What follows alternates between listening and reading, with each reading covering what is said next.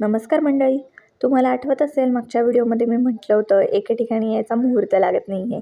हे तर ठिकाण अष्टविनायकांपैकी एक महड. इथे येताना आम्हाला असं वाटलं होतं की खूप गर्दी असेल, रांग असेल, पण अजिबातच नाही. इथे आल्यानंतर बघतो तर कोणीच नव्हतं, अगदी तुरळक लोक. आल्यानंतर थेट मंदिरात गणपती बाप्पांचं दर्शनच मिळालं.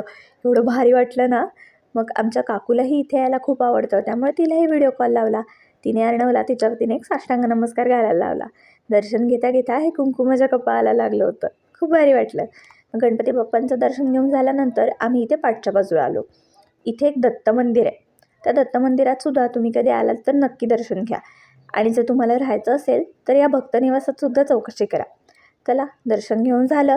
आता काहीतरी शॉपिंग तर बनत आहे, म्हणून आम्ही रस्त्यावरनं मस्त इकडे तिकडे फिरत होतो. ही अशी पाटी मला खूप दिवस झाले घ्यायची होती. इथे फायनली हवी तशी मिळाली आणि ह्याचं शॉपिंग जिथे जाईल तिथे सुरू होतं. नंतर आम्ही इथे या तळ्यावर आलो. संध्याकाळची वेळ असल्यामुळे खूप छान गारवारं येत होतं. आता एवढा छान व्ह्यू आहे म्हटल्यानंतर फोटो सेशन तर बनताही आहे. मग थोडंसं फोटो सेशन केलं आणि मग आम्ही परत मुंबईला जायला निघालो. चला, संपली 2 दिवसाची सुट्टी. तुम्हाला हा व्हिडिओ कसा वाटला मला नक्की कळवा. भेटूया पुढच्या व्हिडिओमध्ये. Bye bye.